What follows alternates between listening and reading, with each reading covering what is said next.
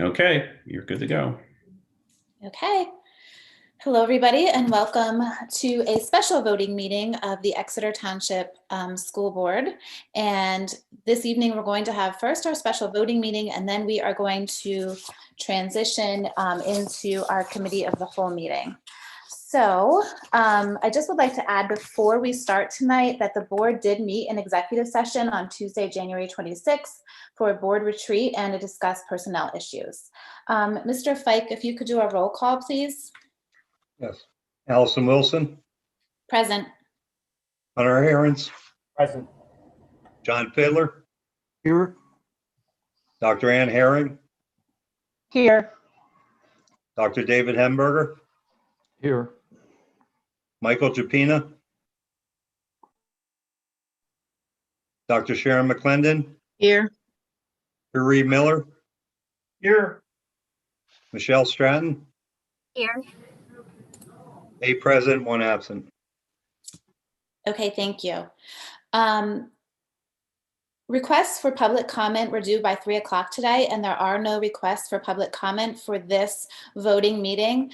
But if you have a question or comment you want to make after our committee of the whole meeting, that will still be available, and we'll talk about that in a little bit. But we are going to move right into our meeting. Personnel Committee with Mr. Japina not present. Mrs. Stratton, would you please read the vote? Yes, item A, it is recommended that the Board of School Directors approves the attached memorandum of agreement. Is there a second? Second. Is there any discussion? I just have a question. Is there a dollar amount attached to that agreement? I didn't see one in the copy I got. There's no dollar amount. So it's just waiving the extra 33-day requirement in order to receive the bonus in the CBA. Okay, thank you. Okay, anything else? Okay. All in favor, say aye. Aye. Aye. Aye. Opposed? Any abstentions? Okay, motion carries. Recommended that the Board of School Directors approves the appointment of Alexander Brown as principal of the junior high school, replacing Eric Flam at a salary of $123,000 with an effective date to be determined. I'll second. Okay, we have a motion and a second. Is there any discussion? Okay. All in favor, say aye. Aye. Any opposed? Any abstentions? Motion carries. And I believe we have Mr. Brown here on our Zoom tonight. Mr. Brown, would you like to make a few comments? Absolutely. Number one, thank you so much for allowing me to go through this process and being the final one at the finish line. For those that are on the screen that have not met me before, my name is Alex Brown. I've been a principal in the Reading School District for quite some time, and I'm very excited about this opportunity. I told Dr. Miner when she, said I was the candidate of choice, that it's been a dream of mine being a football kid to be an Eagle.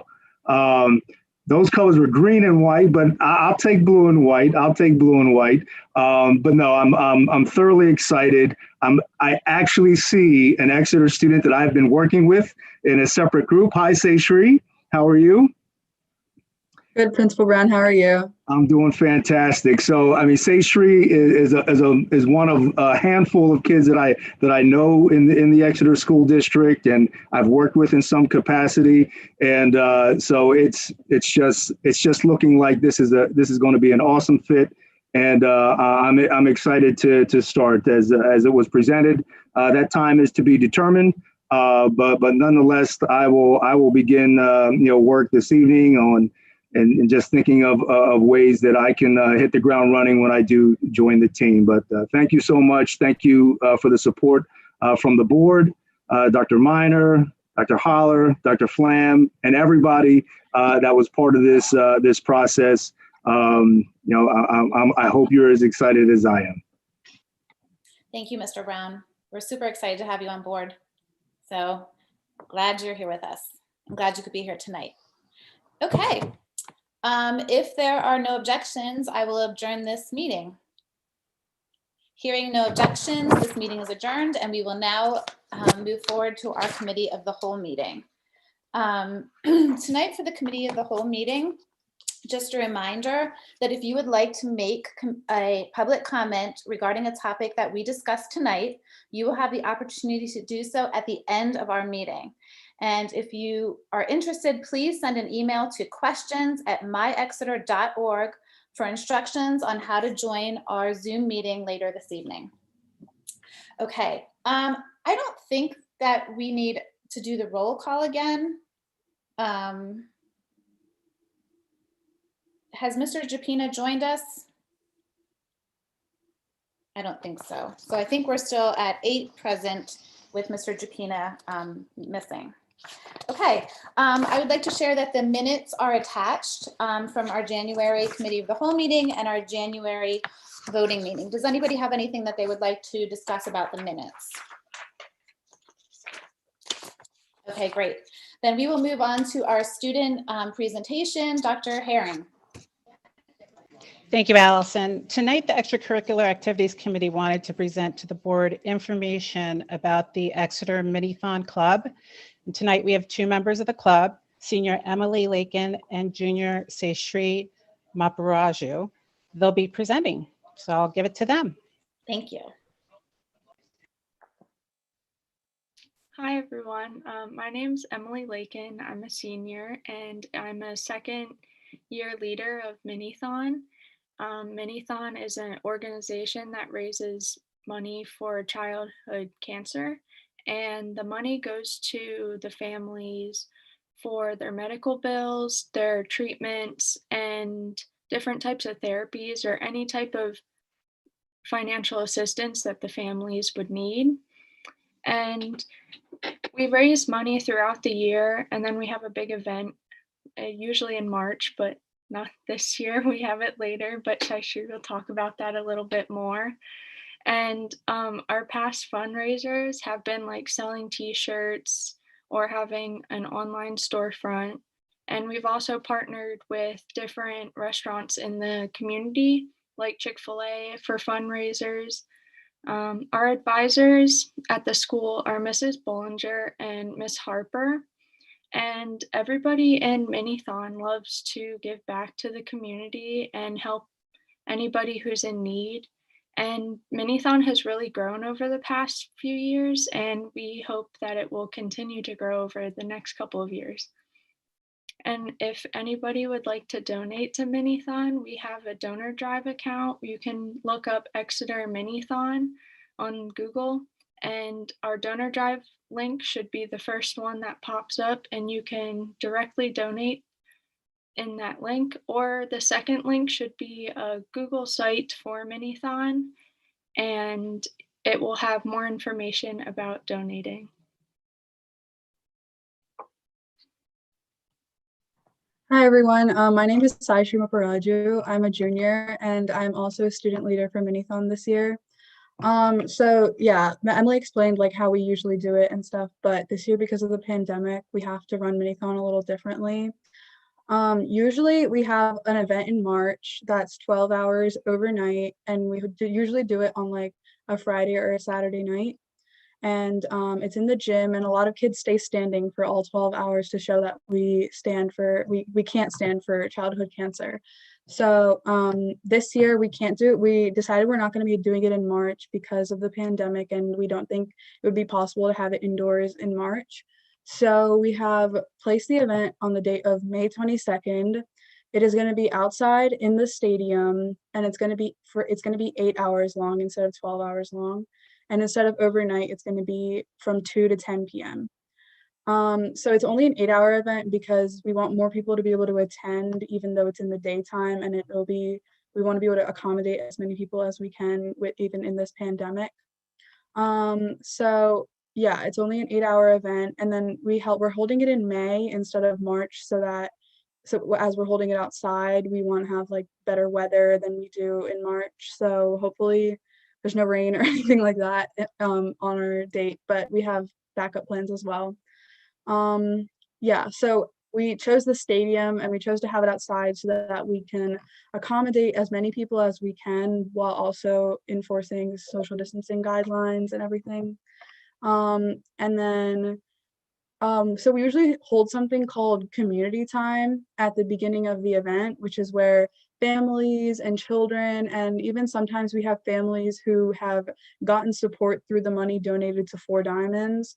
They'll come and speak at the event to kind of inspire the kids and get the event started so that we can go the full 12 hours overnight. We don't think we'll be having a community hour this year, unfortunately, because it'll be too many people in one area. But we hope we can get the community together even in a virtual way or something in order to show that like we're all in this.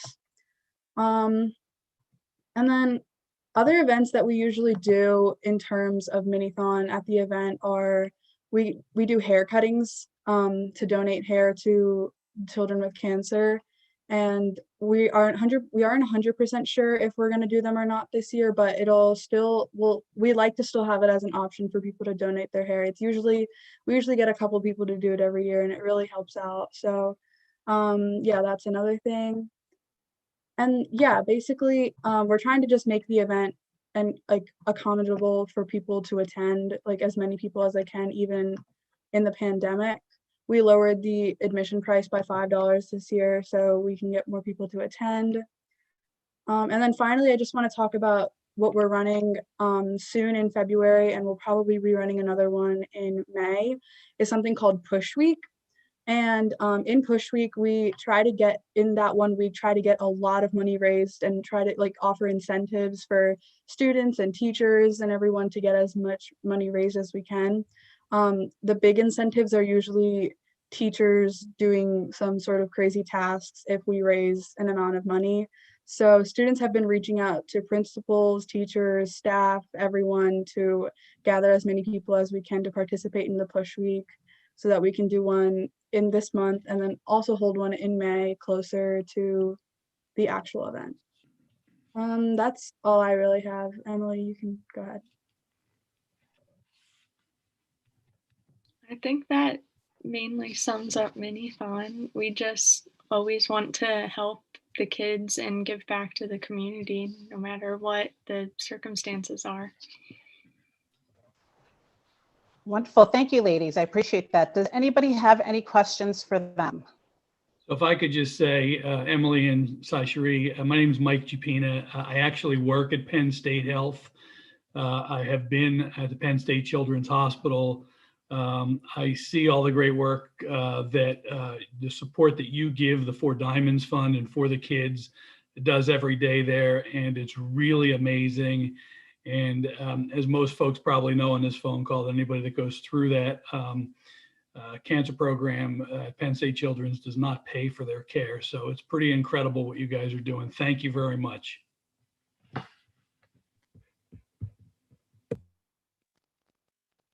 I would just like to add publicly, I appreciate the creativity that your team has applied to the challenges this year of having to work around a inherently social event to maintain the benefit and the real goal in the end, which is raising money for kids. Thank you for that. Yes, thank you, Saishri and Emily, for joining us tonight and sharing, and we're looking forward to May 22nd. So thank you so much. Thank you for having us. Yes, thank you. Okay, moving on in our agenda to the Education Committee, Dr. McClendon.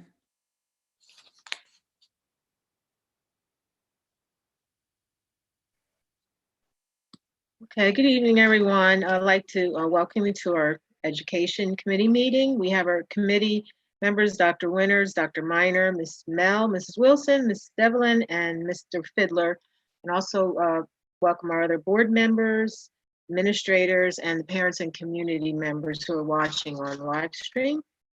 So tonight we have on our agenda, we have 7 items. 2 are going to be voting items that will be on our agenda for a voting meeting on February 16th. And the other 5 will be for information and discussion. So we'll start with Dr. Winters is going to talk to you about the revisions to the 2021-2022 calendar. So we'll start with you, Dr. Winters. Thank you, Dr. McClendon. Let me just say, before we go through the calendar this evening, that very, very appreciative of the way in which we were able to make the design of the proposed calendar for next year a collaborative process.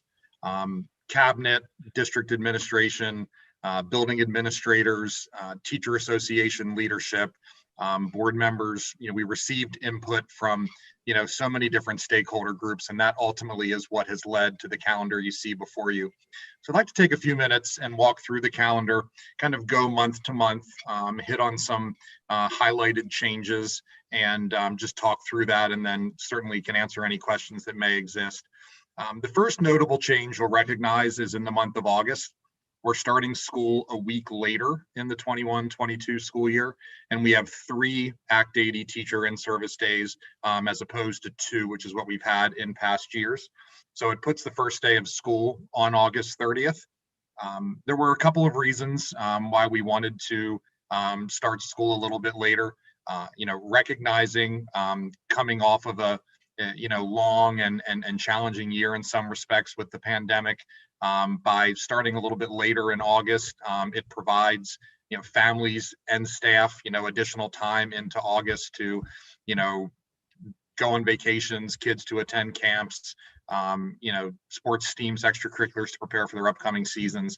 It also enables us at the beginning of the year to start the year with 2 4-day weeks, which I think is very beneficial for those students entering the district next year in a transition year. First-time kindergartners, first-time 5th graders, first-time 7th graders, first-time 9th graders. So being able to start the year with 2 4-day weeks helps with their transition into the year. The third in-service day for teachers, that's really going to allow us with some of the literacy resources that Dr. Miner has spoken about and that we've purchased during this school year. It'll really allow us to do some very focused professional development at the beginning of the year on some of those resources, junior grade books being one of them. Nothing has really changed much in the month of September for next year. We still have the long weekend over the Labor Day holiday. I guess the only change from the past year is there's not an early dismissal day in the month of September. And that's a theme that you will see throughout the calendar this year. For next year, we were very intentional about trying to minimize the number of early dismissal days that we have built into the calendar. When you get into October, we have an in-service day on October 11th, which is Columbus Day. That's an Act 80 day. That's very beneficial, again, in terms of addressing some of those district initiatives for next year. And in past years, BCIU has always used that Columbus in-service day to do collaborative sessions for our specialist areas. Oftentimes the Berks County school counselors get together that day, the health and PE teachers, the art teachers, etc. Since that's a common in-service day in a lot of districts in the county. And so keeping it that way enables us to still do that. We added an additional in-service day on November 2nd. And one of the reasons that we did that, that's on election day, that also, frees up some of our buildings potentially to be voting precincts.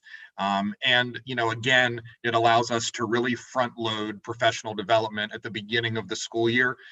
So looking at 5 Act 80 in-service days for teachers over the course of the first 4 months to really focus on our priorities for professional development next year.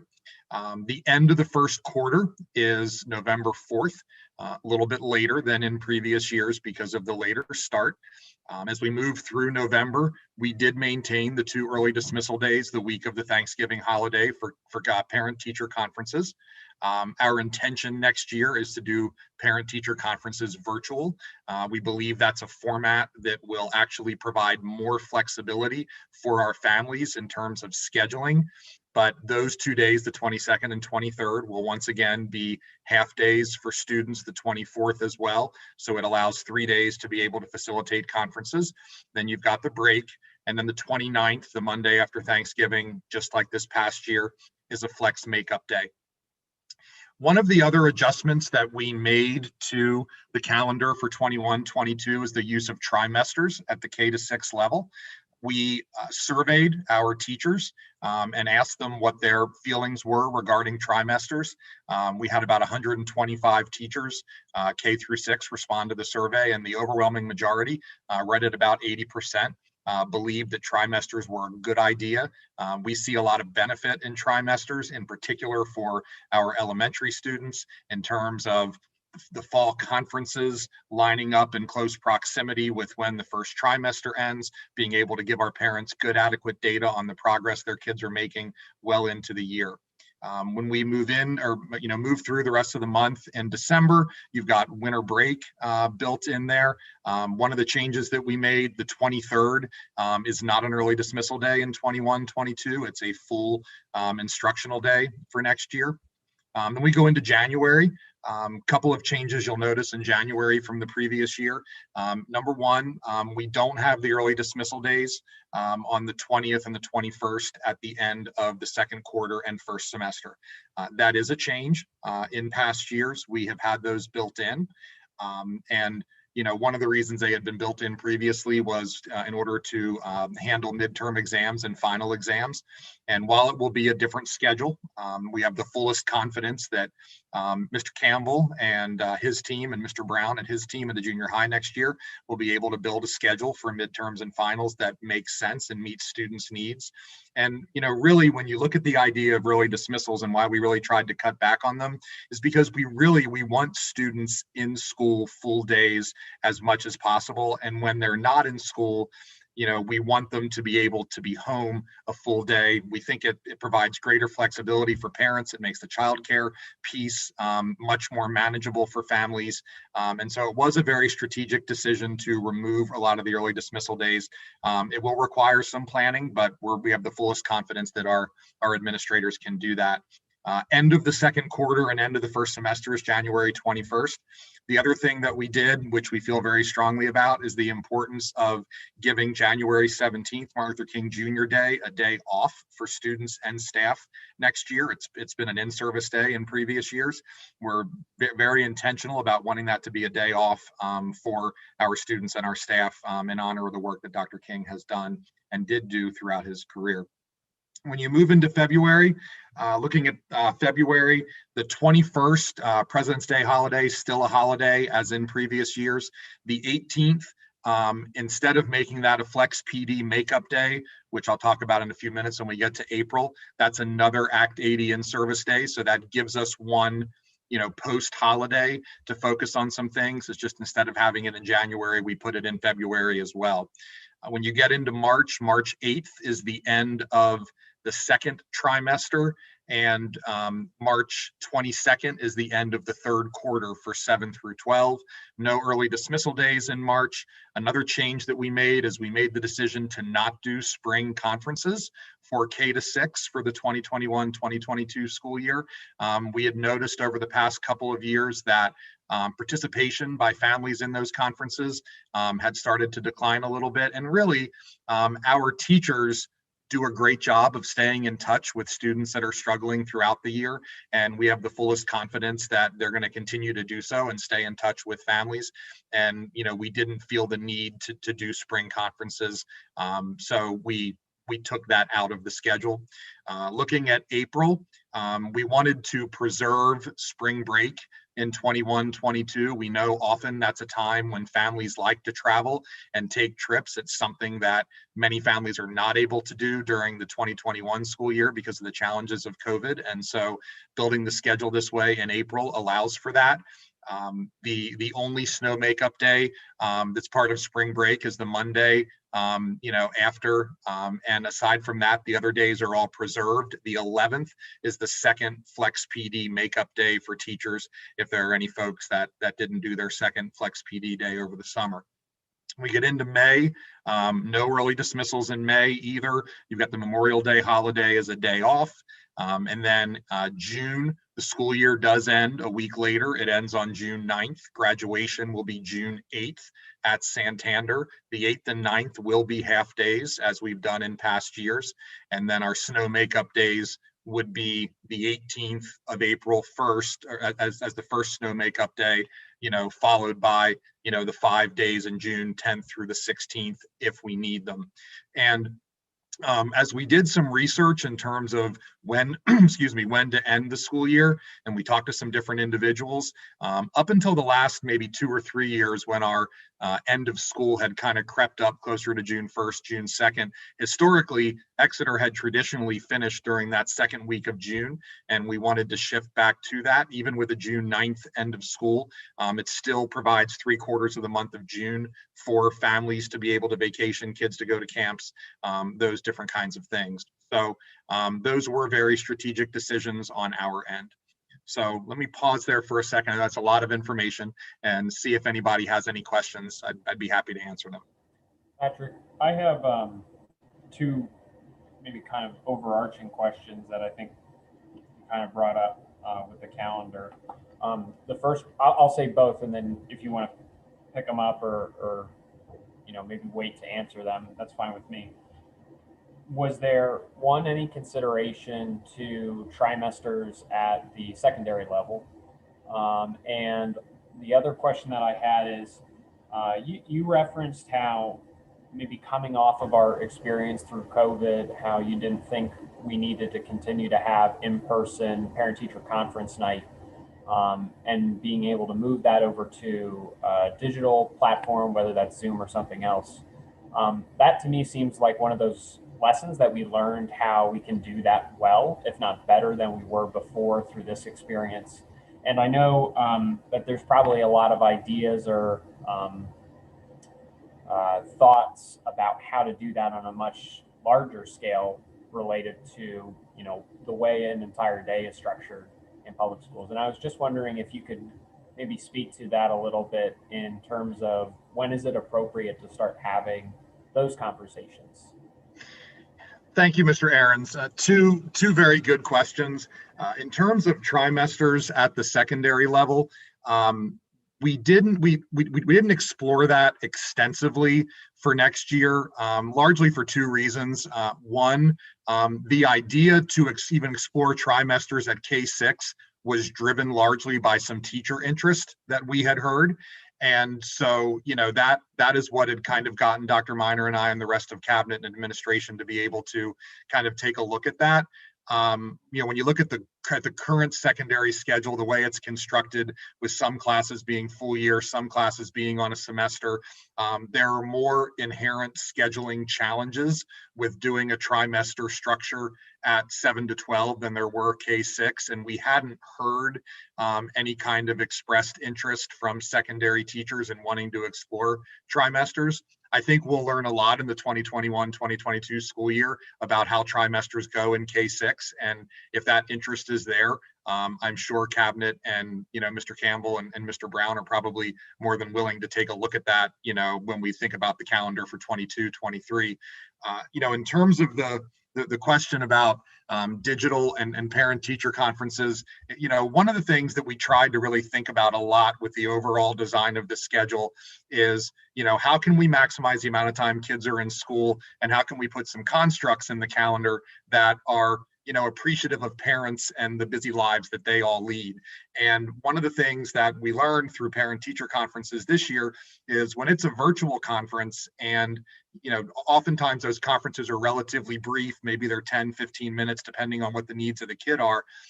it may be very feasible for a parent that works full time to be able to make arrangements to step away from their desk and hop on their smartphone for 10 or 15 minutes and do a conference from work, which is far easier to manage than having to, take time off of work, drive to the building, sit down with the teacher in person and have those conversations. I experienced it myself over the Thanksgiving holiday this year when I was able very quickly to hop into my kids' conference virtually and then hop off again. And so, we really feel like by doing conferences that way, that gives our parents a lot more flexibility and allows more parents potentially to participate in conferences, which is ultimately what we want to see happen. I think your bigger question, Mr. Ahrens, related to virtual and what did we learn this year in terms of how that may impact instruction next year. I think Dr. Miner and Mr. Wilczek are going to be touching on that a little bit with their presentation, which I believe is next on the agenda in Ed Committee. So I'm going to kind of table that topic, to them because it touches on Exeter Virtual Academy and some of the things we're looking at heading into next year. Other questions?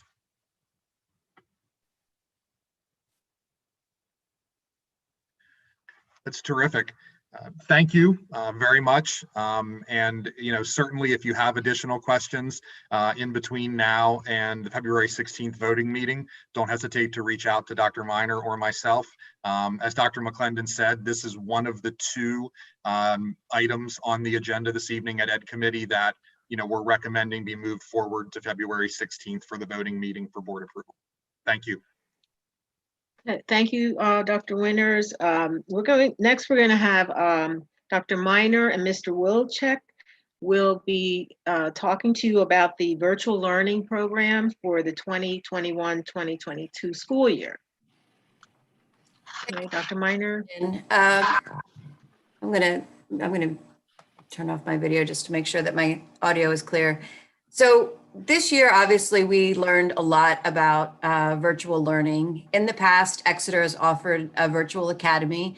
It's been relatively limited in scope and primarily utilized by families who had other competing demands, such as competitive athletics, those sorts of things that didn't allow their students to come to school for a traditional brick and mortar full-time program.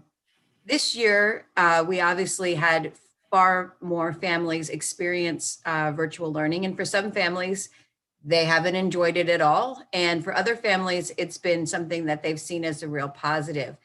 And we have learned a tremendous amount as a district about what quality virtual instruction looks like, as well as really taken the opportunity to take a step back and look at the various pieces that we've had. So we had a supported cyber program that was utilized by some of our special education students, the Exeter Virtual Academy.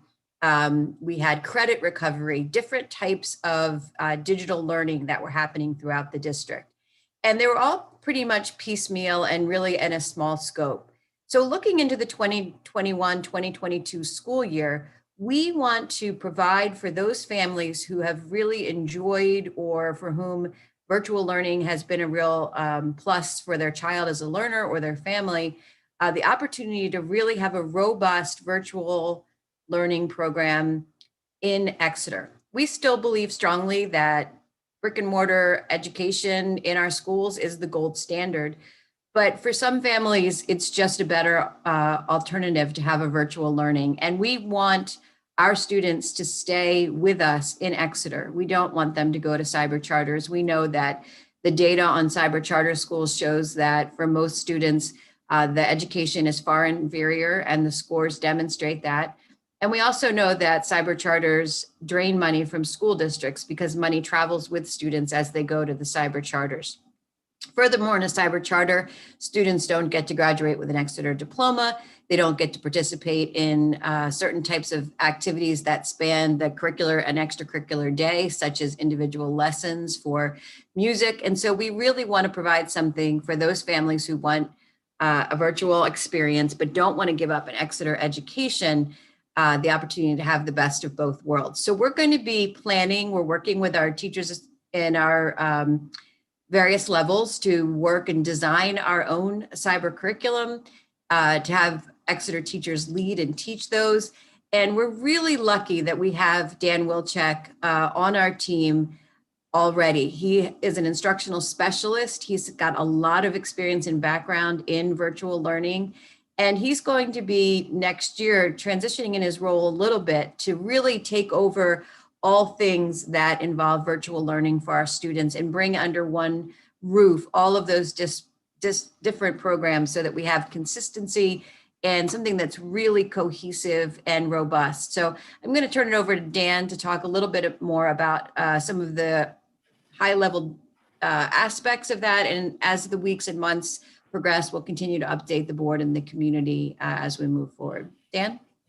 Thank you. So Dr. Miner hit most of my key points there. So really, this is the extension of the work that Dr. Winter started, and really just trying to take what we learned in the pandemic. And as Mr. Aaron said, is like really our teachers learned a great deal about teaching online. So now we have that ability to build our own stuff. You know, up to this point, we have 4 separate programs that we're currently using for 7 through 12, our K to 6, cyber supported, and credit recovery. So we're going to try and bring them under one roof and try to really use our resources and get our teachers to build those content areas under one roof and inside Schoology. So basically, we're going to bring it all together and try to get away from third-party companies as much as possible. We have a lot of third-party companies that we're hiring through, and we don't have control of that. We don't have control of the curriculum. The curriculum doesn't always align with what our students are seeing. So we really want to bring that in and really use that experience that our teachers had over the last year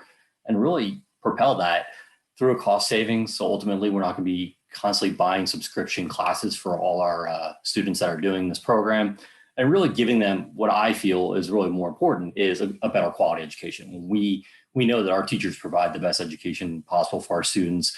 Our curriculum is robust, and we want our students to really experience that. So that's kind of the thought there of really trying to get our curriculum as much built out as possible through Schoology so that we can put them right in there. Nice part of that is as we have students come and go, if it works out or if it doesn't work out, we see a lot of transition in cyber. Our students could bounce into cyber, realize that it doesn't work for them. There's no fear of them coming right back to bricks and mortar and picking up right where they left off, because it's going to be our curriculum that's going to align with our face-to-face class, where right now that doesn't happen. And that's a really big struggle for our kids that leave us and go to these third-party companies. So that's our hope for next year. So we're going to start, and I was talking to Mr. Fike about this, like one of the really things that we worry about is more kids leaving us, you know, that they don't want to come back to school for fear of COVID, maybe potentially next year, or they just want to go to cyber. We have the ability to service every kid and every student in Exeter. We want them to stay with us, and we want to work with them to make sure that we can service them. So that's really getting that information out there. So getting that PR out there that we have this ability to do this, that you don't need to go to a third-party cyber school and take your tax dollars with you to go to that company. We can do that right here and provide an excellent education, make sure we engage students in our community and really get them involved in our school as well. So I started building out a website. We're going to get that out there. I'm waiting, or might start this already, is getting our public relations person on board, which I think that position's out there now, and really starting to do information sessions. So my previous job at a different school district, it's something that I started over 12 or 13 years ago. We went out there and we did information sessions. So if parents want to know more, I like to get out there face to face, have them come in and really meet with us and talk about what our expectations are of cyber school or virtual learning and how we can provide a diverse program to meet the needs of every child. So that's kind of the thought. So our next steps would be to start developing those courses with our teachers and really trying to build that base of things that we own instead of buying these one-off. Every time a new student goes into a program, we have to buy a new subscription for that student. It gets incredibly expensive, but we really feel with all the experience we've had with the pandemic, we can build these on our own, and our teachers are ready to do it. So we're trying to, make lemonade out of lemons. The COVID experience was not planned, but we learned a lot from it. Our teachers I think can really take that experience that they learned and really help us here and help the students. Well, I had a follow-up question to that, Dan. And first, I just want to say thank you for being willing to be the point person on this with Dr. Miner's oversight. And I think that we all really appreciate your willingness to step into this new role as they'll be transitioning over. So thank you. I think the big question in my mind, and this is just kind of background from going to church with some of the families who didn't want to be in the public school system. You know, what is the type of flexibility that these families will be able to have to go to outside sources or do other classes? You know, the one that sticks out in my mind is being able to do theology courses with some of the organizations that support, whether it's homeschool. I'm not 100% sure about all of them. But I'm just curious to see how that will be able to flow in, if it will be able to flow in. Because I think one of the reasons that some of the families that don't go into the buildings themselves may be for varied reasons, not just because they prefer to be online versus in person. Yeah, I think there's a lot there. So basically, we are going to build really those core classes for our students to take. But right now, we have a larger Rolodex of electives. So if we have teachers or students that want to learn more about theology or see a path that they're going down, that's why we have this. We want that diversity. It's not just offering them virtual, but it's offering them what fits their goals as a family and really trying to figure out how can we expand our catalogs as well. So like, we're going to build as much as we can in Exeter, but there's always going to be, and you see all these virtual programs, there's always kind of a component of electives that potentially will be out there. Is it limited? It's going to be. You know, there's certain classes that we can offer, and maybe some of these cyber programs can. But I've looked at all these cyber programs, quite frankly. I think I can compete with them and do a much better job, elective-wise, core-wise, extracurriculars, community. I don't see anything they're doing that I feel that we can't do better. So I mean, that's my goal, is to really try and keep people from leaving. But quite frankly, at some point, we need to reach out to those people and say, hey, what are you seeing there? And learn from them. If they say that we're not offering these, how can we offer them? You know, does it make sense for us to try and support them in that way?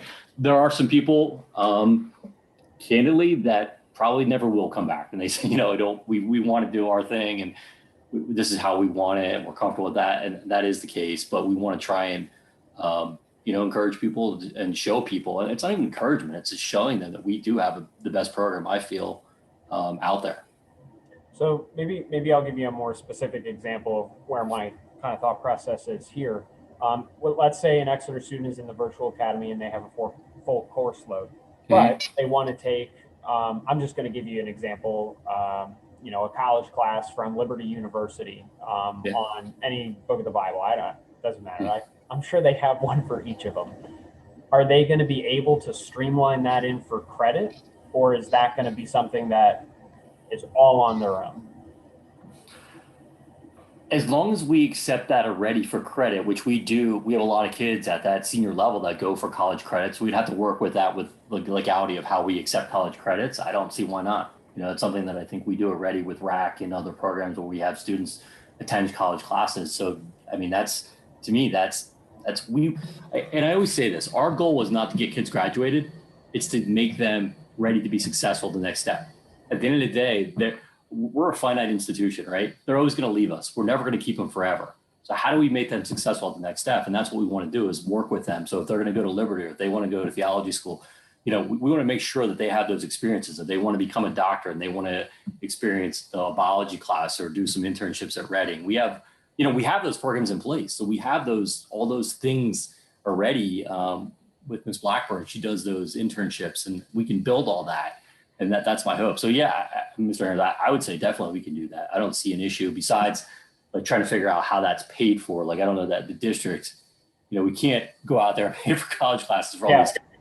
So that there's some legality there. That's why I'm a little bit hesitant to say sure. But if I can make that happen, by all means, I would love to make that happen. If there's those kind of questions for the public, if that's why they're not with us, then please let us know so we can kind of figure that out and try and see if we can make that happen.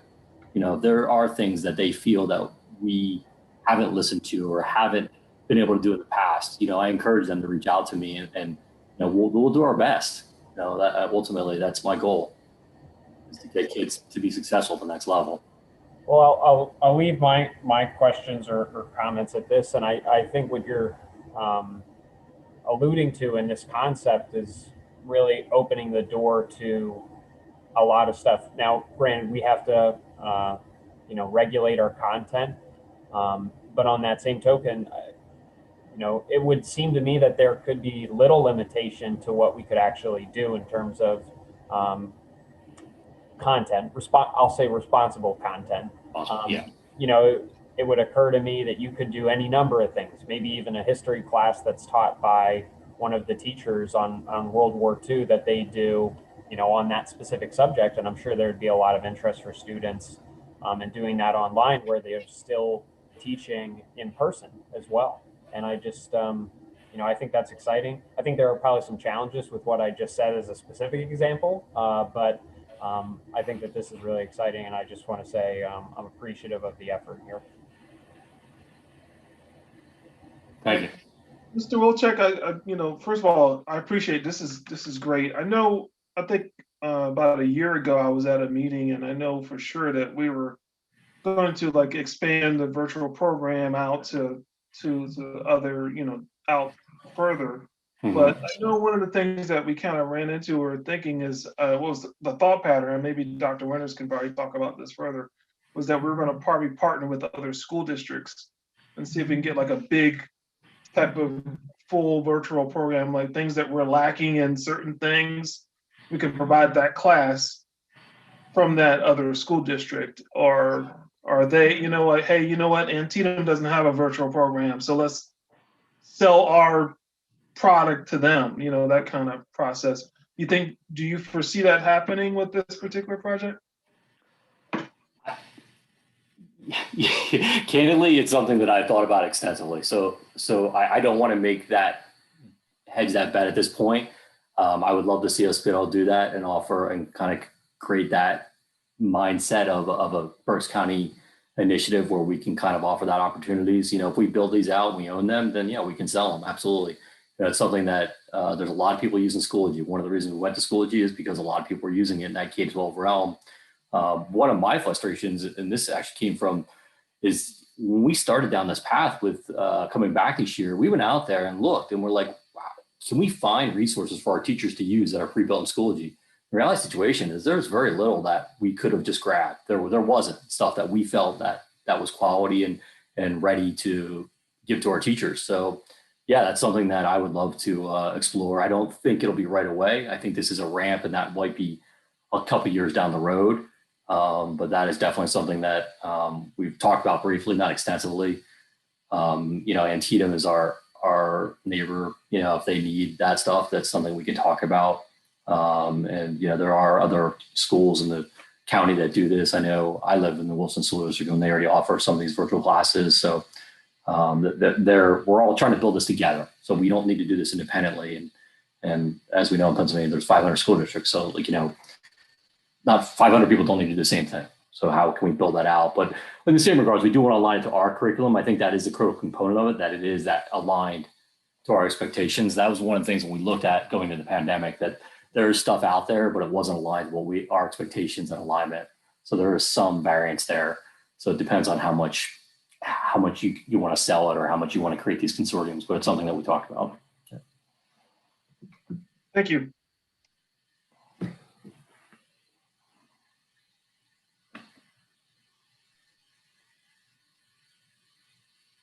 All right, so is that the end of the presentation, Dr. Miner and Mr. Wilczek? Yes, Dr. McClendon. The purpose again for tonight was just to make the board aware that we're in the planning process, to make the community aware that we're really looking to build out something robust. We'll send out some surveys to the community in the next few weeks, asking if there are people, and this is something that we're looking to do at the K-12 level, which is something that we hadn't really done in earnest before. So is there an interest, gauge the extent to which there's an interest, how many families, how many students, at what levels, and then begin working with our teachers to really start building these courses out. And again, we'll keep the community and the board apprised, but we wanted to let people know as they start to think and plan for next year that there is really no need to leave Exeter if you want something virtual. Moving forward, we will be providing it. And if you're out there right now and you're going somewhere else and you'd like to come back to Exeter, we would welcome you with open arms. And Mr. Wilczek, as he mentioned, would be happy to meet with families on an individual basis and find out what it is that they need to make an Exeter education work for them. So we're really excited. And again, we're very, very lucky to have a great tech department as a whole, and to have Mr. Wilczek on the team, you know, and his willingness to take a leadership role with this. So we're very excited about the potential.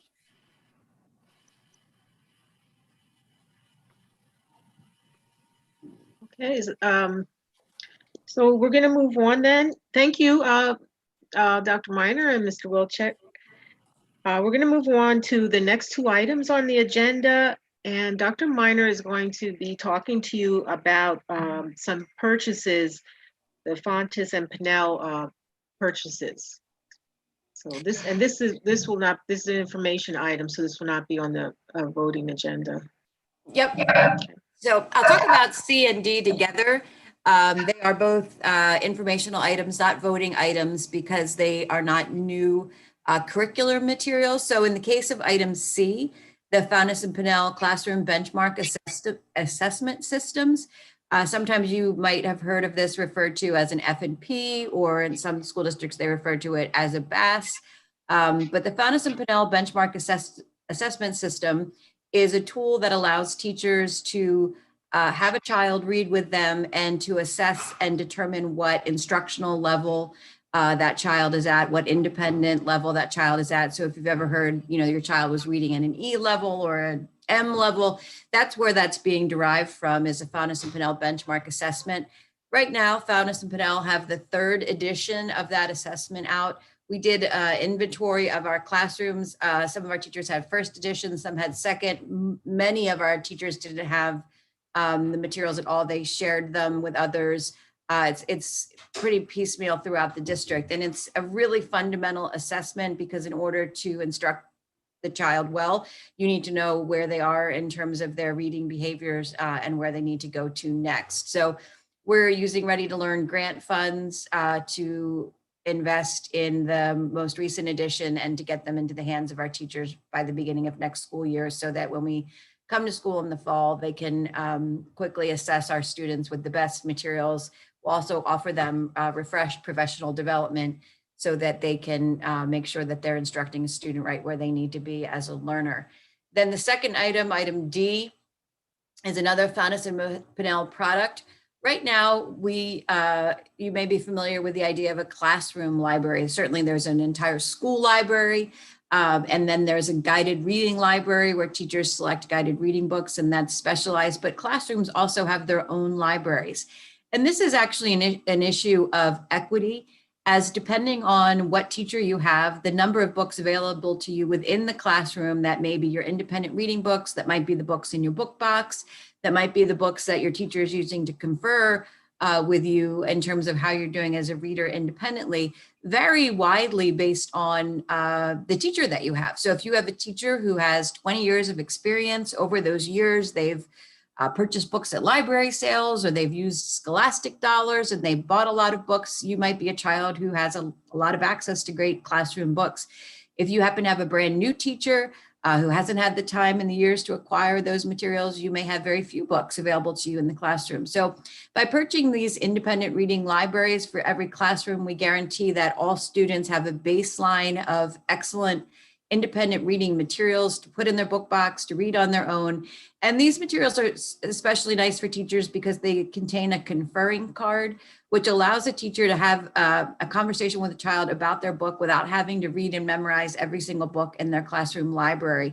So they can really have a meaningful dialogue with a child, which is really important. And you know, it builds the child's enthusiasm for the books and for the learning. So again, this isn't an approval because it's not a curriculum material, it's a supplemental material, but it goes into that whole cohesive package that we're looking to build right now in terms of having a variety of book types that serve a variety of literacy purposes, so that we can get to that goal of 100% of our children reading at grade level by grade 3. So we wanted to just bring those two purchases to the board's attention. They are large purchases. Again, they're being funded through the RTL grant as well as the ESSER 2 grant. But again, we thought it was appropriate to just bring those purchases to the attention of the board. I don't know if there's any questions, Dr. McClendon, or from anyone. Actually, I have a question, Dr. Miner. You mentioned assessment. My question is more is broader than just reading assessment. A year ago, I shared with the board a research study about the COVID slide over the first part of last year. And we had the summer slide / COVID slide. And I know during the summers, there's always the concern about kids losing what they learned the previous semester. So that's why we have a good summer program. And I see that's on the agenda. And now, of course, we're still in the COVID, so there might be more sliding. How are we assessing our students at all grade levels and in all subjects who may have suffered, a lousy slide a year ago, picked up a little bit in the summer, maybe picked up more in the fall? With 3,800 kids, there could be 3,800 different kinds of slides. How are we assessing our students to make sure that when they start the next school year, they're ready and that we can identify whatever gaps have opened up in their learning and help them along so that they can catch up? How are we doing that with 3,800 kids as a result of COVID? Well, Mr. Fiddler, it's a great question. I mean, I think the first thing to keep in mind is that with 3,800 kids, we always have to assess them, COVID or no COVID. And, children come to us at all kinds of different levels in terms of their readiness and their educational experience. So it's always a fundamental tenet of high quality instruction to have high quality assessment. And assessment takes a variety of different shapes and forms. And again, it serves different purposes, much like different types of books do. So we have assessments that are considered screening assessments, like the STAR, which we use in reading and math. And those assess students in terms of a standardized relative achievement level. So we can get a sense of a child is performing at approximately a 3rd grade level in reading or an 8th grade level in math. So those screeners are much like the screeners that a doctor uses in terms of taking your blood pressure or your temperature. And they may be indicative that there's a bigger problem. If you go to the doctor and you always go in, they always take your temperature, they always take your blood pressure, no fever, your blood pressure is good, they don't worry, and they go on. That's equivalent to a screener that shows that you're at grade level. If you have a fever, the doctor then does some more diagnostic testing to find out, why do you have a fever? Do you have an infection? Is there some kind of underlying disease happening? And that is something like the Fountas and Pinnell benchmark assessment that really is more diagnostic, and it looks more at specific behaviors. And so we can learn more about the child as a reader. Then there's formative assessments. Those are assessments that as we teach, we check for student understanding to see if we need to reteach an item, or if a group of students is ready to move on, but another group of students may need more remediation. And then of course there's summative assessments, which people are most familiar with, and those are end of the semester, final exams, midterms, those sorts of things. So there's a variety of different tools that we have, and they serve a variety of different purposes. I think COVID, because it's happened to all of us, everyone in the country, everyone in the world, all students, the chances are that as a collective whole, these cohorts of students will potentially be behind previous cohorts. And so as school systems, we're going to have to figure out what do we do to make sure that, our students are accelerated as a whole. And then there are individual students who fared better or worse, with virtual learning, with the stress and anxieties of the pandemic and so forth. So, I think that we are always going to be using all of the different tools and really targeting the tool to the particular subject and the learning need. But the most important thing that we'll be working with our teachers to do is once you have given an assessment, how are you using that data? How are you using that information to target and change your instruction? Because assessment just for the sake of assessment that you mark down in a book really doesn't have a purpose. It has to then drive instruction. And so that'll be a focus as we move through next year, is not the assessments themselves, but the professional development around how do you take what you've learned and then change the trajectory for a child. So that's kind of a long educator's answer, I know, to the question, but there's a lot of different assessment tools that are each specialized. But I think every educator in the United States is sharply focused on the fact that we have a lot of ground to cover and to make up for moving forward because of the pandemic. Right, thank you. And I knew about some of those, but what you said in the last 30 seconds is really the key, is our people, our teachers, what do we have, 300 teachers, something like that? Are they going to be able to be flexible enough to change and change quickly when they start identifying, 3 kids in their classroom have this problem, 7 have this problem, 2 more have another problem, and 3 are okay. That's really my concern, but it sounds like you understand what that's the key element here. Yes, I have every confidence in our teachers' ability to do that, and we'll continue to work with them and provide them with the tools that they need, as well as the training to continue to grow their capacity. Great, thank you very much. You're welcome. Okay, and I just want to say, what you just said, Mr. Fiddler, our teachers, they're trained to do that. This is what they do and what they know, they're experts in that. And so they will be able to identify students and by their assessments and what to do, how to help them.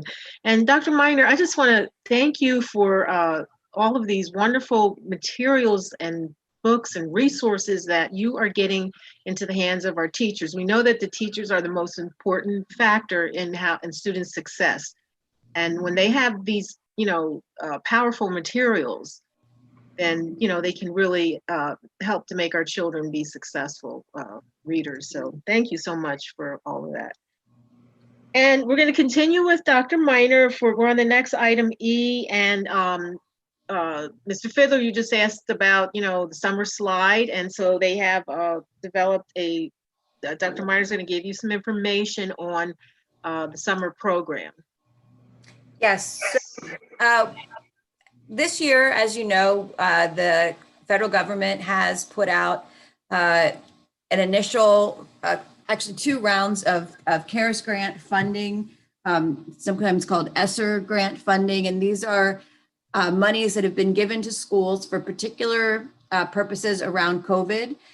So we can't just dump the money into the general fund to offset taxes. They're specific to things like PPE purchases, ventilation, those sorts of things that protect health and safety during the pandemic. And then also items that are specific to helping students recover from the learning loss that has inevitably happened due to the pandemic.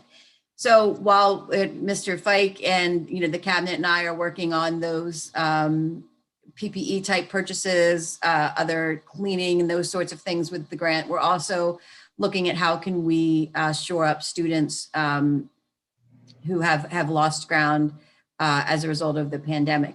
There are limited things that you can do in terms of resources that you can change and adjust to really catch up for lost ground. And one of them is time. And the best kind of jackpot of available time for learning that we're not already having in our school year is summer. And so if we can get students into our schools this summer and next summer and really offer our students who have fallen behind, who are struggling, or who have other, risk factors, bring them in and offer them high quality reading and math instruction in the content areas, arts and other recreational activities to really have them have a summer that catapults them into next school year ahead of where they would have normally been. Mr. Fiddler talked about the summer slide. That's something that we always worry about for students, where a student perhaps goes the whole summer and doesn't read a book on their own, or their parents aren't able to engage them in reading, and they fall behind in their skills. So what we're proposing is that we would like to take a large chunk of this grant money, this ESSER 2 grant money, and develop a very robust summer program. Really, what we're thinking right now, and it's kind of broad sketches, so this isn't fully fleshed out, but we're thinking about something that may be as long as 8 weeks long, that may be full days, that we may be able to provide busing, breakfast and lunch, and hire highly qualified teachers to really deliver on very explicit instruction for students. So we would begin by targeting a student population who we know has fallen behind through our data tools like STAR, also looking at students who qualify for free and reduced lunch, who may be at higher risk for summer learning loss. and inviting those families to participate in this programming. So it's just in its infancy. We're just starting to think about it. Again, there will be more information that will come out to families about this program. We also are partnering with TIPS. I've had conversations with Matt Hathaway and Julie Klein. Those conversations are ongoing. We know TIPS is a wonderful resource in our community.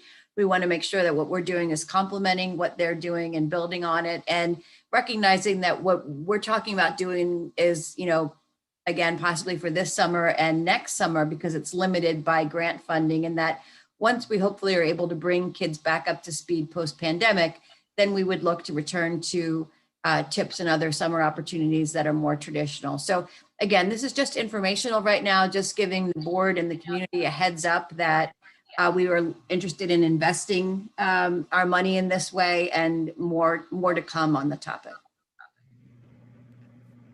Dr. Minor, I have a question. So what, I know TIPS is the younger students, the elementary students. So what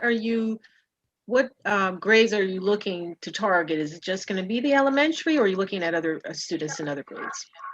We haven't really fleshed it out, Dr. McClendon. I think our primary focus for the most intensive, longest programming would be for students who are entering grades 1 through 4, because we know that that's that window where students become readers. But there's likely to be students who are at Rifton and the junior high and possibly even the senior high who could benefit from different summer opportunities and programs. So the bulk of it would be focused on those elementary grades. But again, we're still talking to principals, talking as a leadership team about what may or may not be viable in the summer, and what families would be willing to take advantage of. Again, the loss for that group of kids who are elementary is the most damaging, because it is in this really critical phase of acquiring reading skills. And so we do want to make sure that the bulk of what our energies are focused on is that group. But there's certainly students throughout the academic spectrum who may need additional supports in the summer.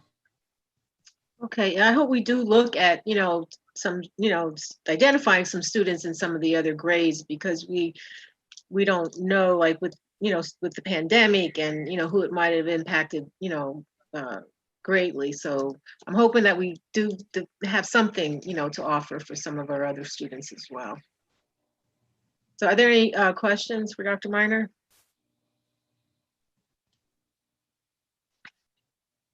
Okay, so then we'll move on to the next item on the agenda. That will be Mr. Campbell and Dr. Flam. They're going to talk to you about some proposed changes to to our hybrid program and the BCTC schedule for secondary students. Dr. Flam and Mr. Campbell. I'll start by talking about a revision we'll be making to our hybrid or blended model that we've been using. And then I know Mr. Campbell wants to add to that and then speak more specifically about BCTC and the schedule and students there.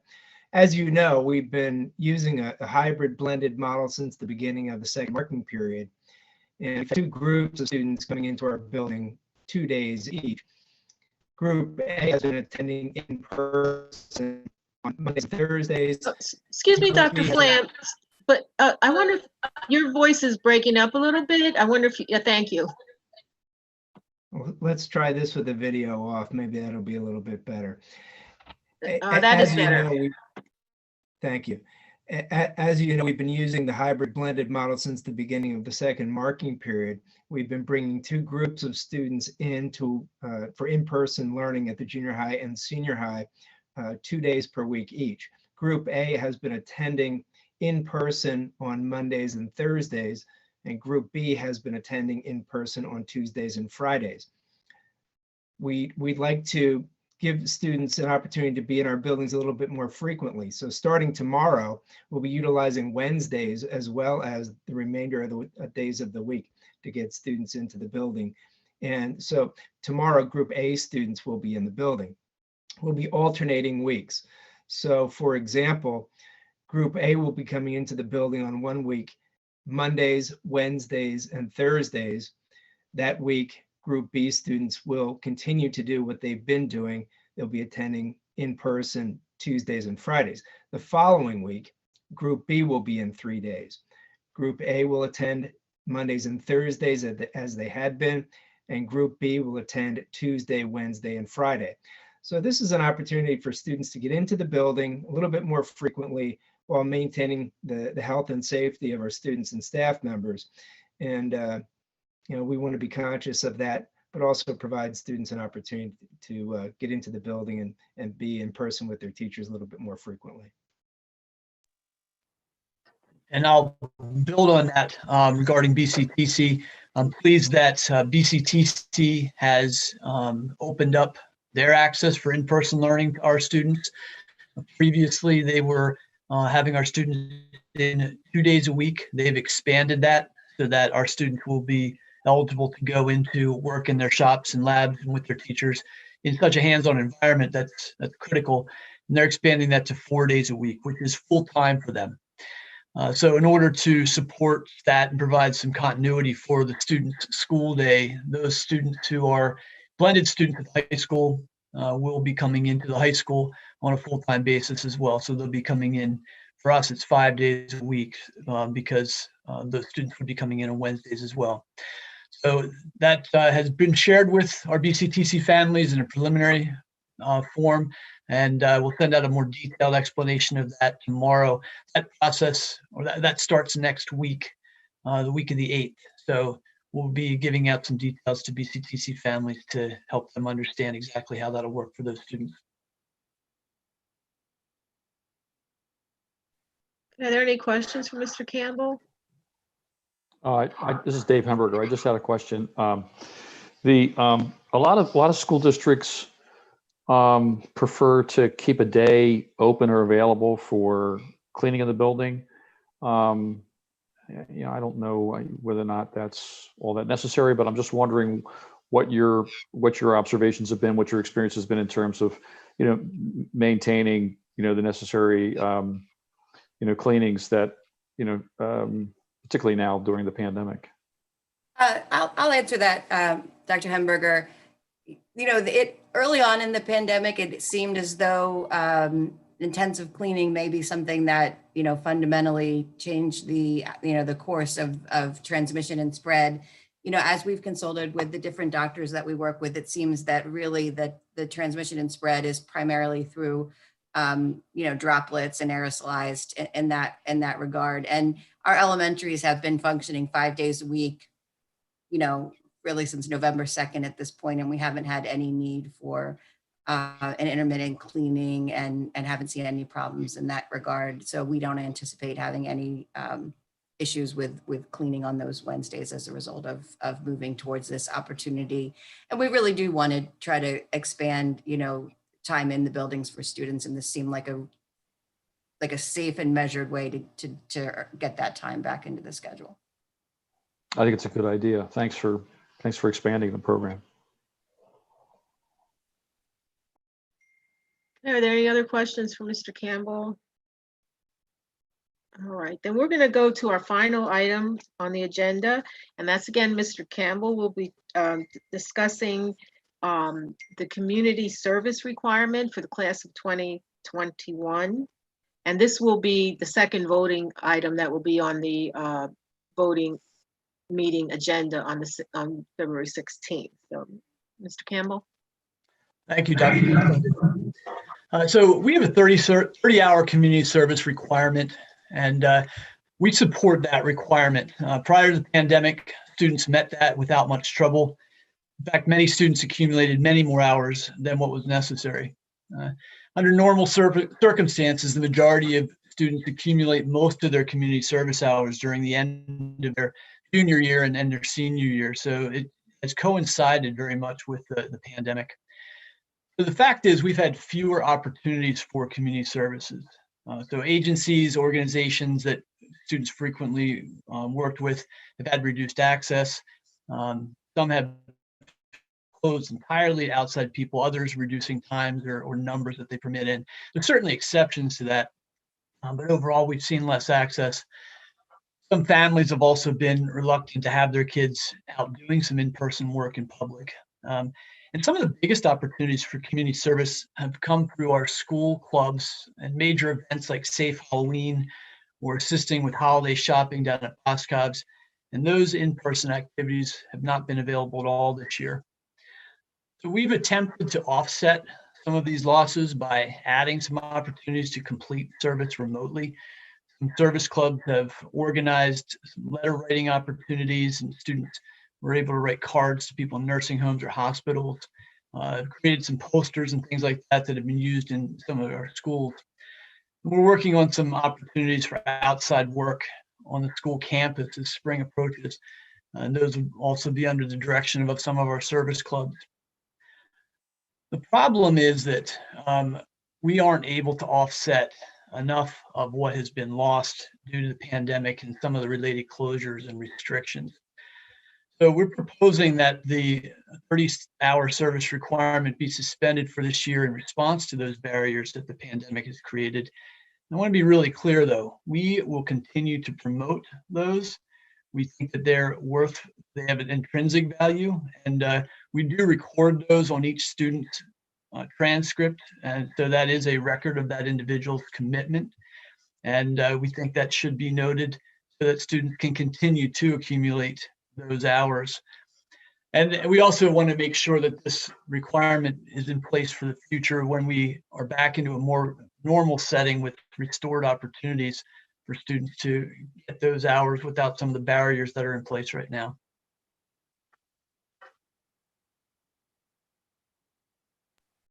Okay, thank you, Mr. Campbell. Any questions, discussion, comments for Mr. Campbell? Yeah, I have one. Mr. Campbell, I appreciate the way that you presented that. I think it certainly tempers some of the response that I had when I first read that this was going to be on the agenda tonight. I do not support waiving that altogether. There is a tremendous amount of people that are hurting, and there are a lot of opportunities still for people to help them. I know that there's probably some reluctancy on the behalf of members of our community to go out and do those things.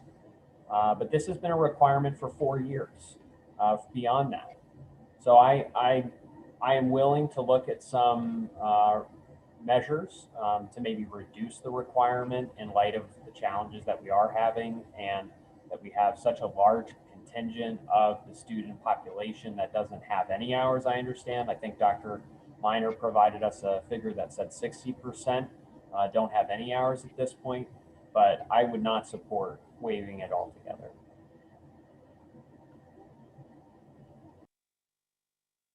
Well, I do support this because what Mr. Campbell said was, although they might have 4 years to do this, many of the students are waiting until their junior and senior year. And I don't think it's even possible, because we know that a lot of places, either the buildings are closed, or they will not even allow, our students in there. So it could be a real challenge for students to be able to get that. And I don't think we want to put barriers to our students being able to meet the graduation requirements. I mean, this is really, an extraordinary time, that we all are experiencing. And I don't want to see us have barriers to our students' success. Well, I appreciate that perspective, Sharon. I think there are a lot of things that you and I probably agree with in there, but to the intensity, probably not. I think this is an example of where people need to be serving your community more than ever before. And I think to excuse that reality, especially for people who are most relied upon sometimes to meet these service requirements, whether they do that in their junior and senior year or whether they do that throughout their high school career, is important. One example I think is Helping Harvest as well, which is I think doubled its operations this year already. The amount of food insecurity that people have and the ability to volunteer with that organization is a good example. I'm not suggesting that we now have 290 kids go and help Helping Harvest, because I doubt that we're going to be able to do that. But the needs that our community has have not changed. And I think that there are still plenty of opportunities that students can look for. And I think students want to graduate. And if we need to make it somehow that they, are able to do it through the summer, I don't care how we're going to do it. But students need to do these service hours in order to graduate, in my opinion. If I can just add, just from a hospital perspective, in terms of the number of volunteers that we have. We have not had a volunteer in the hospital in 325 days because of COVID. So, for many of these students, since March of 2020, they haven't been able to get into a setting where a lot of them that I know do their volunteer work. So I think we do have to take that into consideration. I was just wondering if I could ask Mr. Campbell. This is obviously an expectation that we have in our school district currently, but is this a state mandated component for graduation, or have we established sort of a unique graduation standard that we can waive? I mean, is there any regulation around that surrounds this, or is this sort of totally our option as a school district? This is not a state requirement. This is something that we have put into place, and it's not unusual to have a community service requirement by a school district, but this is our own decision. And you know what other school district? I mean, I'm assuming we're not alone in this kind of dilemma right now. What are your colleagues doing in other districts? You know what? That's a great question, and it really, I don't know. So I don't even know which districts around the county have a community service requirement. It's a good question. I'm going to look into that. I would say, Dr. Hemberger, I don't know how many school districts really have a community service requirement anymore. I think there was a time when perhaps that was more common than it is now. It is not a state requirement. As Mr. Campbell mentioned, it would be completely up to the board to waive it, as it's in a board established requirement for graduation. So there would be no issue with that. And to follow up on what Mr. Japina said, we don't let any volunteers into our own schools. So students who might have volunteered at one of the other buildings aren't able to do that. And I think, while we would say, well, they had 4 years, none of us knew last March that there would be a pandemic. I'm sure had they would have planned accordingly. So, I do think to just, look realistically at what are the options for students. Students who don't drive, students who, relied on doing things that were, school sponsored events, students whose parents don't want them to, be out places where they, may acquire COVID and bring it home. There's certainly a lot of complications, but by far the biggest one is, what Mr. Japina, brought up, and is just that organizations aren't accepting volunteers, and we don't have big school functions where we can make up for that. At this time, I don't disagree with Mr. Ahrens that there's tremendous need in all of our communities, but I do think you have to balance, what's realistic for a student to really be able to accomplish given the pandemic and their need to graduate, given the circumstances that we're in right now. Yeah, I was just kind of wondering whether there was some kind of a middle ground. I mean, I kind of agree that it doesn't make sense for this year to kind of, establish it or maintain it as a graduation requirement. But I wonder whether it's smart to drop the requirement entirely. I mean, is there some way that we could still continue to have some expectation that they fulfill some, task of some kind that has some volunteer element to it, and then it would be reflected on their transcript in some manner, just like any other class that they might have, and maybe it would factor into their GPA or a grade, as opposed to being part of a graduation standard. Right now, if they don't do it, if they don't meet the number of hours, they simply don't graduate. Correct. And I think with the number of kids who are behind right now, that's really kind of a disastrous kind of a situation. So I mean, I agree something really needs to be done, but I'm not so sure whether in fairness to all the students who have probably worked hard to fulfill that commitment, I wonder whether there's some other option to think about. Have we reached out to all of the different students who have not handed in the forms? I'm just wondering, we have such a large portion of students right now who are not attending school in person, just to make sure that, maybe they have the papers at home, they just never got them in. Yeah, that's a great question. And that is one of the challenges with our system that there is that manual log that's kept. And we know that to a certain extent, the records that we have in Skyward are lagging when the students turn those in. So we've had regular reminders to the students through their counselors to turn those in, and just that general and normal reminder that we offer them every year. I couldn't quantify the difference between what's sitting at home on papers and what would be turned in eventually. That's never really been tracked, but anecdotally, we know that it's a lagging indicator. Yeah, I'm just like wondering, like, if a personal phone call to a student or a personal email, might help with that, to say, do you have them? Do you have any? Yeah, and that truly is what we normally do at this time of year, is get more aggressive and more formal with gathering up that information.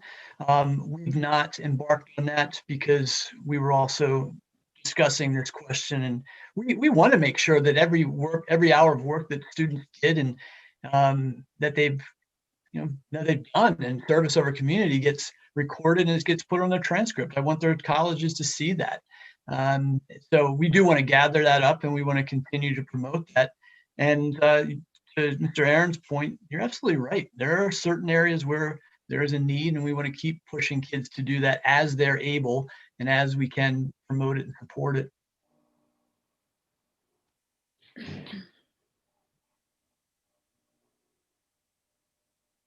Okay, so if there are no other further questions or comments, then that will conclude the Education Committee's portion of the meeting. Thank you. Mr. Campbell? Okay. Thank you, Dr. McClendon. All right. Thank you, Dr. McClendon. And we will now move into the next portion of our Committee of the Whole meeting, which is our Athletics and Extracurriculars Activities Committee. Dr. Herring. Thank you, Allison. The first item on the agenda for discussion is the varsity baseball field, and I'm going to pass that to Mr. Legath to discuss. Thank you, Dr. Herring. This is just an informational item, and our varsity baseball field located in front of our high school was newly had drainage put in 2 springs ago.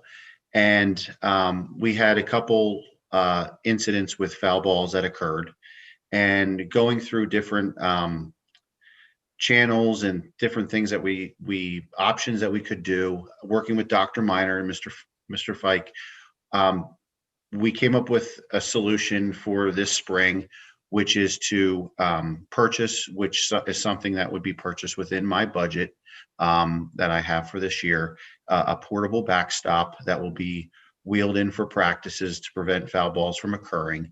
And then it's something that's manageable that the players can, or the coaches can, push out into the outfield outside of the fence for our games. We have 10 high school games on our field, and have different workers that I normally have at games would track down foul balls that occur that might go behind home plate or in right field or left field.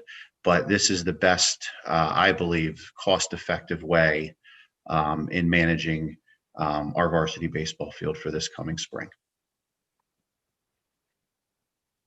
Okay, are there any questions? Are you at liberty to say what were the unfortunate situations that occured? Well, I'm Yes. at liberty to say, because I live right up the street from there, but it was significant property damage along both Rife Place and 37th Street, with foul balls both damaging cars and houses. Wow. Okay. Okay, if there are no more questions, the next item is maintenance program for the athletic fields. And again, that's for Mr. Legath to discuss. Yes, thank you. I'm actually going to defer to Mr. Fike on this to help explain what this is for our grass fields. Okay, if you can remember last November, I brought to the board fertilization and weed killing on the athletic fields. The board at that time decided to do the baseball field for the fall and asked that we bring it back for the spring maintenance schedule. There's a lot of complaints once I got on board about the fields turning brown in the fall, which is crabgrass growing. We have not fertilized or killed weeds in 3 years. That was taken out of the budget about 3 years ago. To get the fields back to where they should be, we should put them on a regular maintenance schedule, which is fertilization and weed prevention, and that's what this is. And this is strictly the athletic fields, not the grass around the properties. I don't care about dandelions in those areas, but the athletic fields, you probably want those to put your best foot forward. Mr. Fike, is this a responsibility that is going to be brought in-house at some point? Like, will Hummer teach our guys how to do this, or is this something that long-term we don't have a plan to move out away from a contractor? I don't have a plan because we'd have to purchase a lot of equipment. We'd have to purchase top dressers or rent top dressers. We'd have to purchase aerolators. We'd also have to send our guys to chemical school so they don't over fertilize or over prevent the weeds. I think it's better to contract out. Thank you. Okay, are there any other questions? Yes, I have one, and I guess it's for Tom. Tom, I was on a conference call today with school district representatives from across the state, and more than a few spoke about students not wearing their masks properly during practices on their campuses. And I thought I would take a moment to just ask you, how are we making sure that our kids are wearing their masks, and are there sincere and genuine consequences for students who don't wear the masks? Particularly the examples that kept coming up were kids who just don't cover their noses, they cover the mouth with their mask. And some of the reactions were the coaches were not very serious, others they were serious. What are we doing to make sure that we help our kids understand that this is serious? In our school district, we are, this is number one importance of what we're doing. And it's from the coaches, starting with myself, to the coaches, to the athletic trainers. Everyone is holding themselves accountable. I know there's at least one school board member who has a child who participates in a winter sport that could attest to what a game is like with people wearing masks.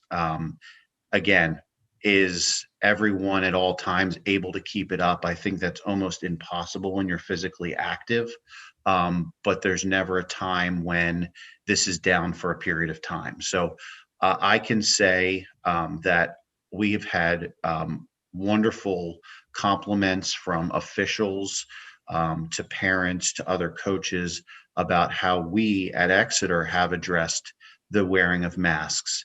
And I know our athletic trainer, our coaches, myself, our game workers are all working together to make sure that kids keep their masks above their nose at all times. Yeah, I'll add with that, Mr. Legath, that I was at a game on Friday and a student from the other school actually had their mask down, and our trainer actually, Audrey, stopped the game and said, you know what, we're not playing this game until you wear the mask. So make sure it's up, make sure it's on tight, and then the game proceeded. So very aware of it and watching for it, so. Just to follow up, what are the consequences if someone isn't wearing a mask? Well, she said, you know, if you're not going to wear the mask, you're not going to play. So Right, but I mean, day to day at Exeter, Tom, what are the there's not a procedural that we have that, you know, here's 1, 2, or 3 if you don't do these things. It's more of constant reminders. And I will say that the reminders have gotten kids acclimated with not even thinking that this is occurring anymore, and their masks are staying over their nose. So is there, like, you're benched, you're suspended? There's nothing in writing like that, but we haven't, as at Exeter School District, gotten to a point where we even need to go that route because kids are abiding by a reminder warning if it was down. Okay, thank you. And what I've seen, Tom, is that first of all, the kids are keeping each other honest because they just really want to play bad, and they realize that if they don't follow the rules, they can't play. So I've been sort of pretty impressed by watching the kids sort of encouraging each other to follow the rules.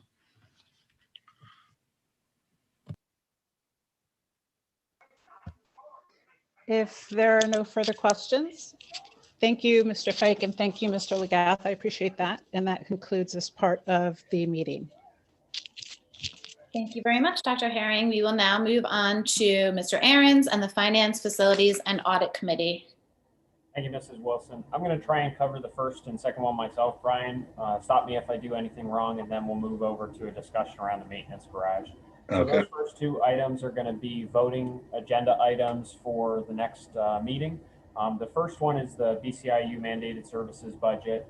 They have actually, as I understand it, cut cost, and there is less of a cost incurred to the district in this budget. It's not significant. I think it was $3,000 from what I saw in the report.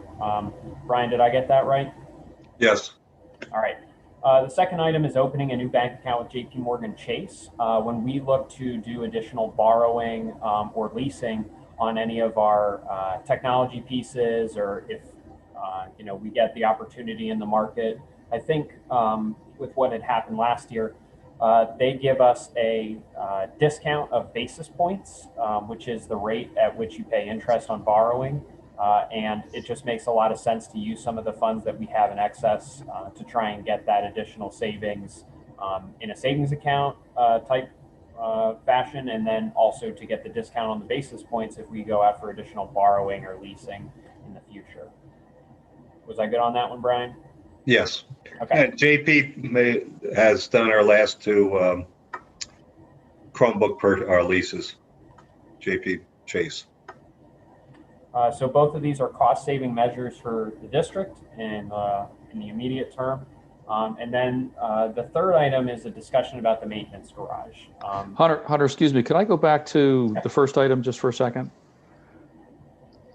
To the BCIU budget? And, what I would just like to say is, I know it's not listed in here, but it appears as if it's not clearly stated, what our district's costs are. I mean, the budget that's presented here is the total IU budget. I think the impact on our school district in terms of cost to us for this particular service is about $46,000, $46,800 from what I can recall. Yep. Is that about right? It's not reflected here. So I think these numbers maybe are a little bit deceiving if anybody's looking at it for the first time and thinking that we have some responsibility to cover these costs. We don't. These are split, proportionately between, the 18 school districts. To make that clear on the voting agenda, can we have what the district's responsibility will be as well as what it was last year, to just give people who are reading through it an idea of what that cost was? Sure, we can add the district's portion. Okay, thank you. And then the third item, the the maintenance garage. And Joe, could you bring up the decision matrix that's on there as well, please? So this is currently under executive content. This is going to be moved to the public content because it is a public document, and we wanted to have any type of discussion around ideas that have not been discussed in this iteration of trying to find the best path forward with the bus facility.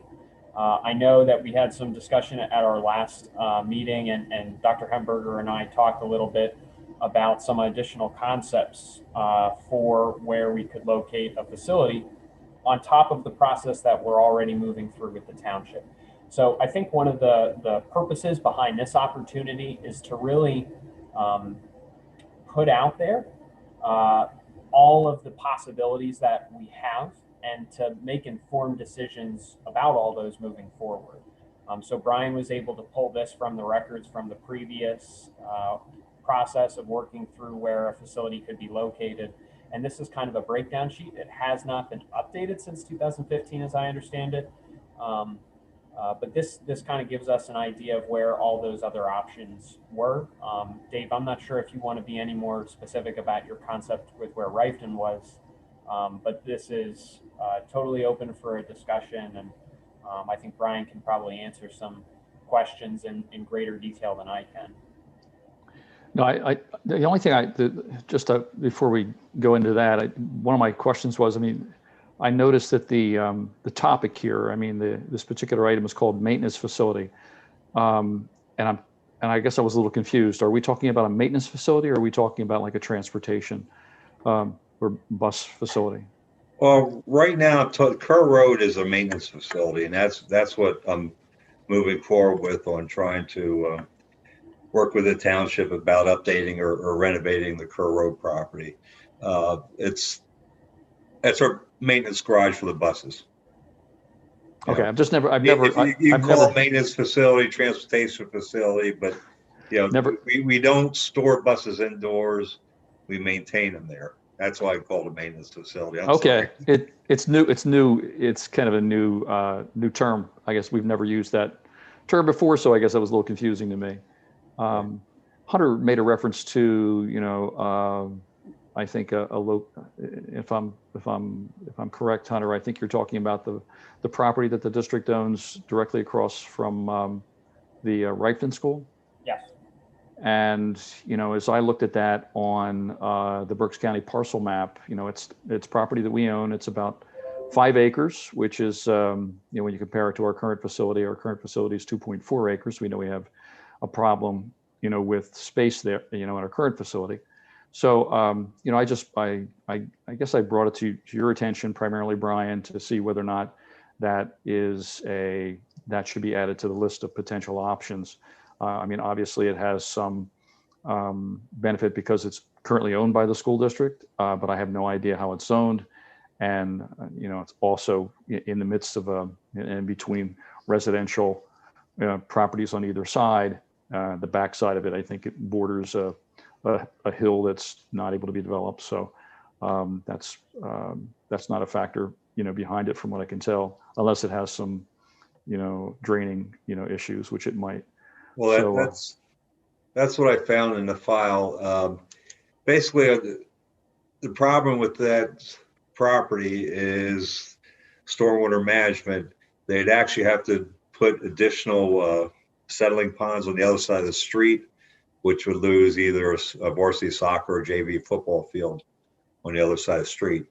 Plus, you'd have to cut through the road to do stormwater management. So that was one of the reasons I think in 2015 they weren't really serious about that site. Yeah, I didn't even know it was a consideration back in 2015. Yeah, I'm surprised when I found this matrix on how many different sites. It's the first time I've seen it as well. I don't remember seeing it before. Maybe Mike has seen it, but I haven't seen it before. It's the first time I'm seeing it as well. And of course, the biggest, matrix that's missing is cost too. Right.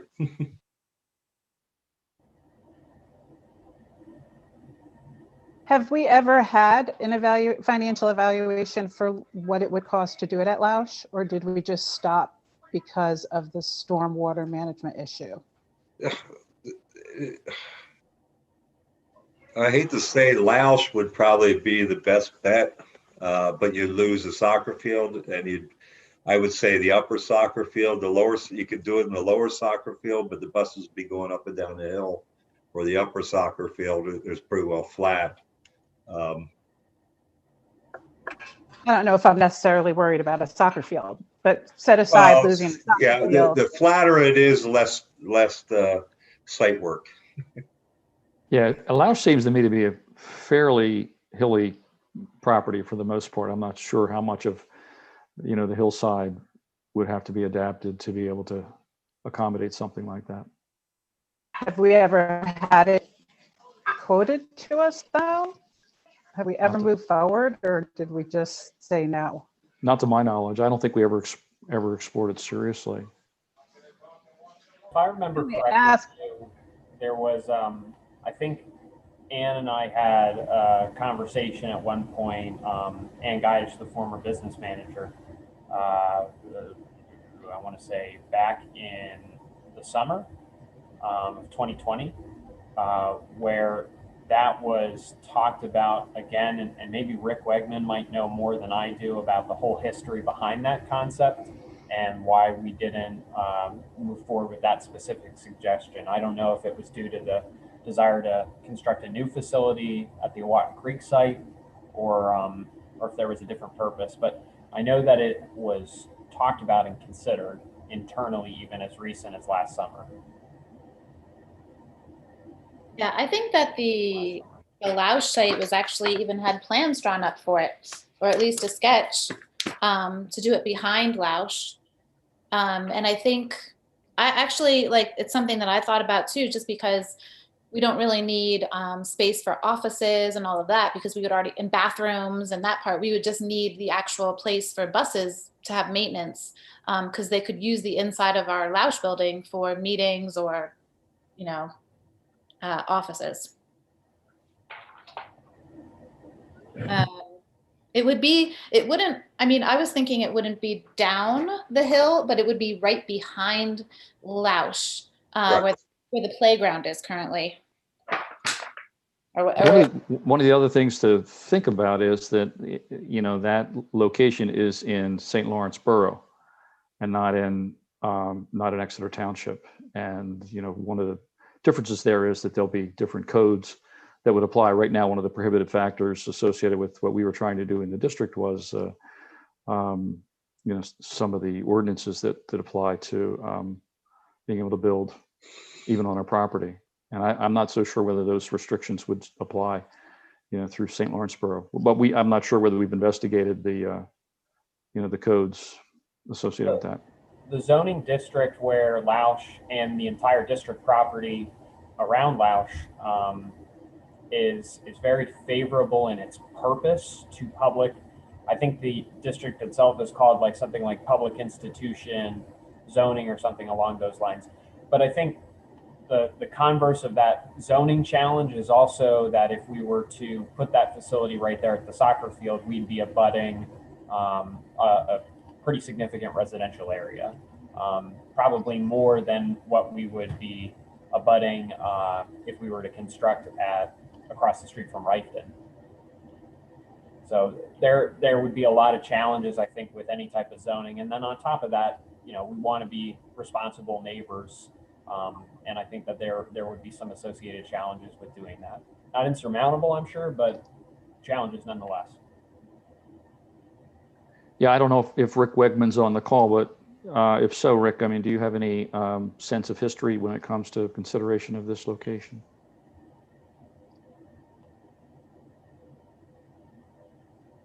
I guess Rick's not on the call. Oh, there he is. I'm on the call. It was many years ago that the borough of St. Lawrence said no because they didn't want the whole fleet of buses using their roads, you know, a few times a day, because they said it would be very hard on their roads. So that's my recollection, but that goes back pretty many years. And obviously all these buses would have to travel through, you know, the neighborhood in that location to get out onto the main streets, right? Yes. Yeah.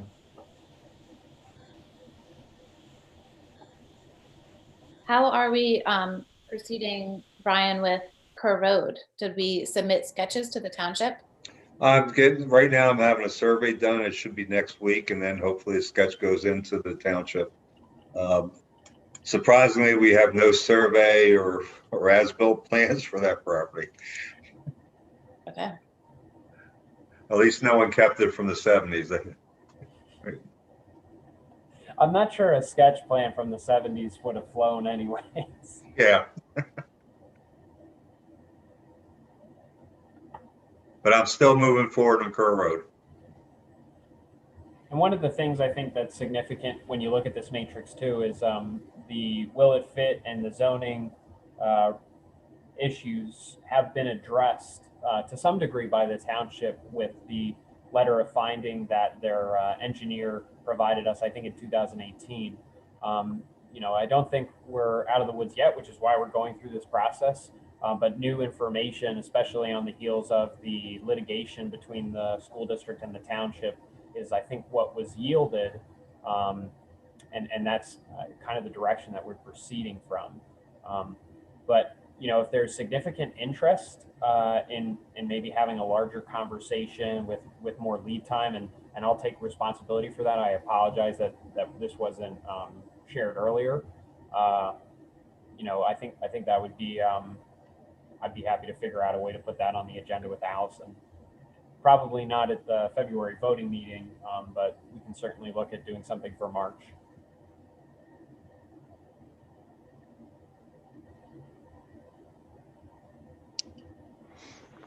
Well, in the meantime, we're also working on a video of the need for repairing or upgrading the maintenance garage.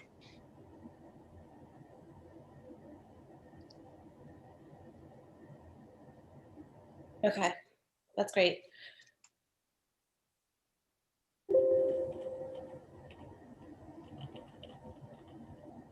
Does anybody else have anything they'd like to say about this? Okay. We will move on then. Are you finished, Mr. Ahrens? Okay, we will move on then, and we're going to be going to the policy committee, Dr. Hemberger. But before we do, I just want to remind you that this is your last chance if you would like to make a public comment. If you could please send an email to questions@myexeter.org. Public comment will follow this next committee, which is policy committee. Dr. Hemberger. Thanks, Mrs. Wilson. We have for the agenda at our next board voting meeting, some policies that we have already reviewed for second reading. But this evening, I think we want to focus on first reading policies. We have 6 policies that are in need of updating. And I'm going to turn it over to Mrs. Harris, Dawn Harris, to discuss the details of those policy changes. Thank you, Dr. Hemberger. We are still working through the backlog of policies to get caught up. I do feel like every time we get close, there's a new Policy News Network update, and there's some more policies to be updated, but we are getting there. The 6 that we have on tonight, I'll touch briefly on the substantive changes that are included in these. Policy 111 is policy related to lesson plans. There are just some minor updates in there related to language around online platforms, submitting lesson plans through online platforms, and some references to digital learning as well. These changes are just a result of changes in instruction based on the pandemic. Whereas there wasn't a focus in lesson planning on those digital learning pieces previously, there is now as a result of changes in instruction during the pandemic. And then policies 122, 123, and 123.2 all go together. The substantive changes in policy 123.2 regarding the addition of language about inclusion of information about electrocardiogram testing in our sudden cardiac arrest information sheet that we share with families and athletes every year. This change was a result of Act 73 of 2020. It's also known as Peyton's Law.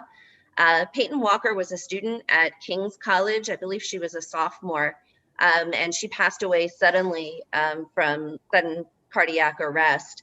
And so this act was named in honor of her. And really, like I said, the substantive change is the inclusion of information about electrocardiogram testing and screening in our information sheet that we share with families every year. And then 122 and 123 were updated because they include references to that information sheet in there. And then we also have policy 318. The name changed on that policy. So the old name was penalties for tardiness in relation to staff, and the new name is attendance and tardiness, because the policy really is about attendance. And the change that is in there is an update to include references to the district having a process in place for handling staff reporting of unexpected absences. That process is already in place at Exeter. It's a fairly simple one. Staff, if they're unexpectedly going to be absent, report to their immediate supervisor, and then the immediate supervisor works with Dr. Holler if there needs to be a determination made about what type of day or leave needs to be incurred. And then lastly, we have policy 340, which is responsibility for student welfare, which was updated to include some more global language. The previous version of the policy focused heavily on the language of teachers and their responsibility for student welfare, but the policy change has updated it to references to employees instead of just teachers and designated staff. It also includes references to health and safety plan and adherence to the health and safety plan. Again, something that didn't exist prior to the pandemic, but does now, and so is included in the policy on student welfare. And that's it. Does anybody have any questions about our 6 policies up for revision? Thanks, Mrs. Harris. You're welcome. That's all for our report, Mrs. Wilson. Okay, thank you. All right, so I think we do have a public comment. Our first one, so we have Mrs. Graydon on the line. Great. I just had a quick question, and that was about the calendar, because there's only one designated day within the year for a snow day next year, and then all the rest are at the end of the year, which really moves into some of those opportunities for especially high school students. And I wondered if there was going to be an opportunity next year to maybe use some virtual options for some of those poor weather days. Dr. Minor, do you have an answer for that? I don't right now. The state had previously had a special requirement for flexible instructional days, and then this year with everyone going virtual, we've had a lot of latitude. I'm not sure, Dr. Winters, I don't know if you've heard from your group anything differently in terms of what the intention is for flexibility for next school year or not, but at this point I haven't heard anything directly. I have not heard anything specifically from my group either. I can certainly ask that question next time we meet in February. My hunch would be that flexible instructional days will still be an option, but what the requirements will be and exactly what the expectations are from PDE, I think that's the part that's still very unclear at this point in time. And I would gather too, though, that for graduation, at least for seniors, like graduation will stay the date that it is, regardless of how many extra snow days there would be. That's correct. Graduation would not be impacted by additional snow days. Okay. And I think too, actually my question is not necessarily the seniors, but more the juniors, because hopefully things will open next summer, not this coming summer, but the following summer. And so there's a lot of really special projects that those students can be involved in. I mean, obviously, they'll have to plan accordingly and not sign up for something that could potentially conflict with the end of the school year. So I was just curious, because we seem to be doing all of this virtual, whether that was going to be an option, and maybe the state would consider that an option now that so many school districts have had to use virtual instruction. I think it's very likely. It's just, I can't say for certain at this point because we haven't heard from PDE, but I would be surprised if they didn't build in more flexibility after this school year. Yeah, thank you. I appreciate it. Sure. Thank you so much for calling in, Mrs. Graydon. Okay, so from our agenda this evening, we are going to, I just want to, do we have any more public comment or is that it? I think that was it. That's it. Okay. All right. We are going to be moving forward with the district calendar and also the community service requirements for the class of 2021 vote. And then we will also be moving forward the BCIU mandated budget and also the policies for first and second reading that have been reviewed tonight. Do we need to move forward the opening of the bank, the JP Morgan Chase bank account? Do we need to move that forward to the voting meeting? Yes, and also since the maintenance contract for the land's got a 3-year contract, that'll have to be moved forward too. Okay. All right. So then we will also move forward the addition of the new bank account and also the maintenance program for athletic fields. Okay. Does any other board member have anything they would like to say this evening? So I just would like to ask Dr. Minor, I don't know how many people were able to tune into the first session, but I understand we hired a new junior high principal and wondered if you would maybe, I'm sorry I missed that first part of the meeting, but maybe you want to just share a little bit about that person or somebody else. Yeah, sure. I would be happy to. Dr. Holler needed to leave the meeting for another commitment. So tonight the board hired Dr. Alex Brown to be, Mr. Alex Brown. He does have a superintendent's letter of eligibility, but not completed his doctoral work at this point, to be the next principal of the junior high school.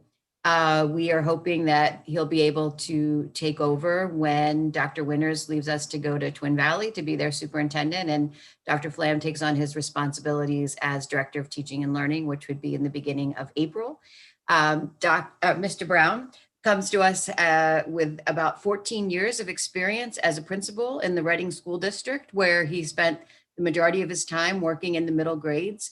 He has an outstanding reputation there as someone who is beloved by teachers and students alike.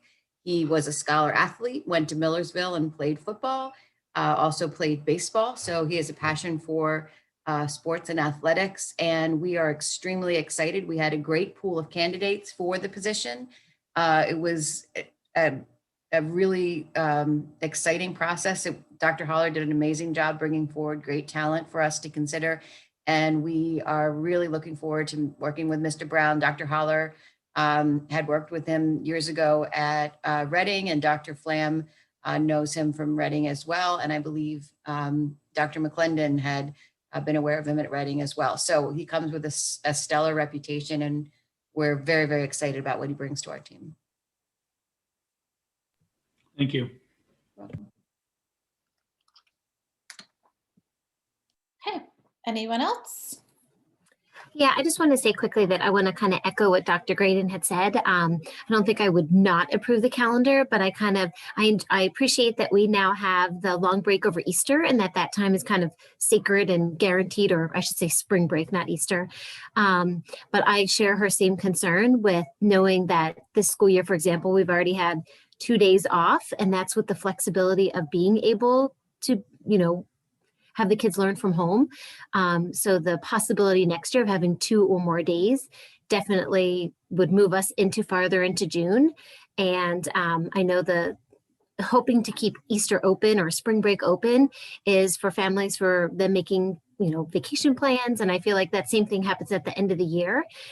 So I personally, and this is me personally, as a mom of kids in the district, I prefer having that time, some of those days made up in the year versus kind of tacking all of them except for one on to the end of the school year. So that's just my personal opinion.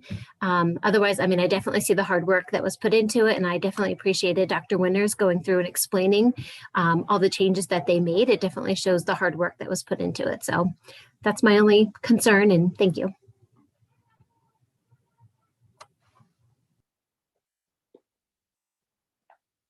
Okay. All right, if that is all our comments for this evening, that concludes our meeting, and our next meeting will be on Tuesday, February 16th. So I will see everyone then. All right. Have a good night, guys. Everyone. Thanks, everyone. Have a Good great night, everyone.